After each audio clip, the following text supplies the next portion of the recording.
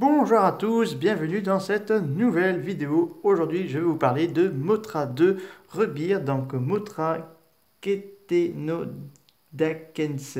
Ce film il a fait la suite de Mothra 1 de 1996. Donc là, on va suivre à nouveau l'histoire de Mothra Léo et des fées Elias. Là, dans cette toute nouvelle aventure, c'est une espèce de suite, mais pas avec les mêmes acteurs humains. On va rencontrer d'autres personnes, d'autres adversaires. Bien sûr, il y aura la méchante sorcière avec son petit dragon. Le film a été réalisé par Kumio Miyoshi et la musique sera composée par Toshiyuki Watanabe. Celui qui va réaliser un peu euh, ce film, ça va être aussi Tomiki Tanaka, qui va un peu participer dans ce film, qui sera également ce sera le tout dernier film pour Tanaka, qui est l'un des quatre pères du Kaiju-Ega, notamment sur Godzilla surtout, et qui sera en effet que Mothra 2 sortira quelques mois après sa mort, il n'a pas pu voir le film, voilà. Un petit hommage à un de ces grands pionniers du Kaiju-Ega avec Ishiro Honda, Arika Ifukube, Ichi Surabaya, voilà. Donc, Mothra 2, Mothra Léo, on va la suivre dans ses aventures. Là, cette fois-ci, la menace vient de l'océan, car il va y avoir un kaiju, une créature qui vit dans les fonds marins, va être réveillée, qui a été créée par la civilisation antique. On va voir une espèce de temple ça je vous expliquerai ça plus tard. Le kaiju qui vit dans ces eaux troubles, qui pollue tout, s'appelle Dagara. Un espèce de dragon marin qui envoie des étoiles de mer un peu toxiques dans toutes les côtes japonaises. Voilà. Une espèce d'Echidora, mais version reptilien. On va suivre une fille et deux garçons. Bon, ils n'étaient pas trop copains, mais ils vont s'alliancer avec un petit être boule de poil, euh, Shogo qui s'appelle. C'est une espèce de boule de poil qui vivait à l'époque où Dagara anéantit son peuple, parce qu'il faut savoir que son peuple était très riche en technologie et en science. Ils ont tellement pollué les océans et tout ça qu'ils ont créé Dagara qui puisse nettoyer les fonds marins et tout ça, mais ce dernier ce dernier se retourne contre eux, détruit la civilisation. Et donc là, il reste ce château-là que vous voyez ici qui va réapparaître et empêcher que Dagara vienne l'anéantir parce que les enfants vont connaître un peu l'histoire de Chogo et également comment vaincre Dagara. Là, Motraleo et les fées Elias vont être dans cette aventure. Motraleo va avoir plusieurs transformations, notamment Aqua Mothra, qui est en forme d'une espèce de Mothra poisson.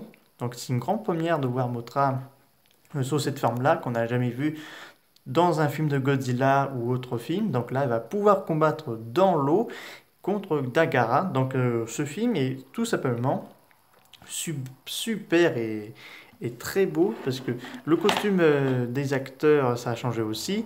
Voilà, il y a beaucoup de combats aquatiques et quelques combats aériens. Là, ils sont bien fait fort dans ce film-là. Il faut savoir que pour la séquence, quand le château, enfin le temple émerge hors de l'eau, c'est le bassin du studio Toho pour les séquences Godzilla. Ils ont réutilisé ce bassin pour faire les attaques d'Agara, le temple qui émerge hors de l'eau, tout ça. Là, c'est un film qui n'est pas vraiment très enfantin, un petit peu, mais ça se sent et ça se voit pas trop personnellement. C'est un excellent film. Là, Mothra est vraiment super. Là, on va voir plusieurs transformations. Là, du coup, ça va être l'un des peut-être les plus beaux films de Mothra, mais j'ai une préférence pour la trilogie. Enfin, j'aime toute la trilogie pour rien vous y cacher. Voilà. Il faut savoir que le film est sorti en 1997, une année assez surchargée en matière de films, notamment ce film-là.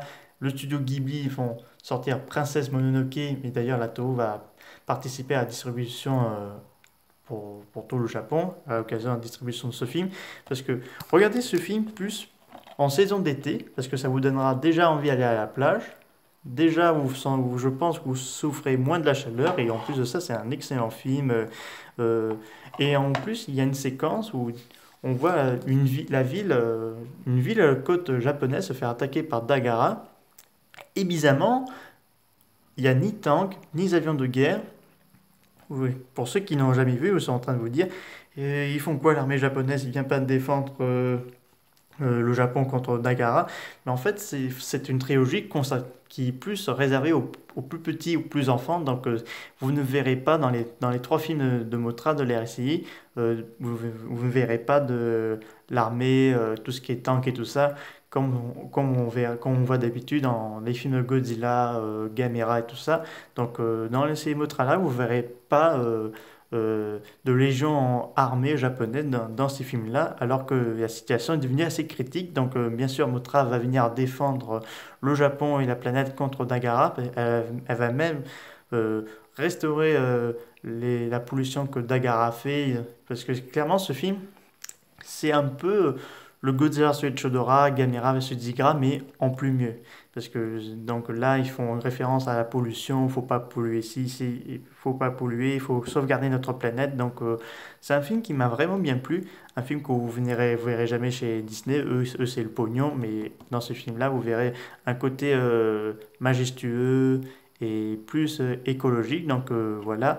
Enfin, c'est un film excellent, je vous le conseille en import allemand, donc zone 2, parce que les films Motra sont sortis quand même chez nous en zone 2, en sous-titre français, mais apparemment c'est pas de bonne qualité. Si vous voulez voir des bonnes qualités de couleurs, surtout pour le 2, parce que le 2 il y a énormément de couleurs, je vous le conseille.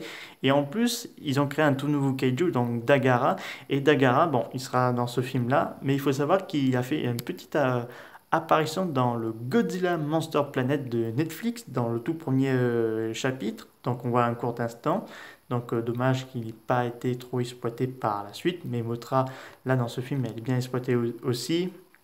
Donc là, les ailes, c'est bien réussi, un mode arc-en-ciel.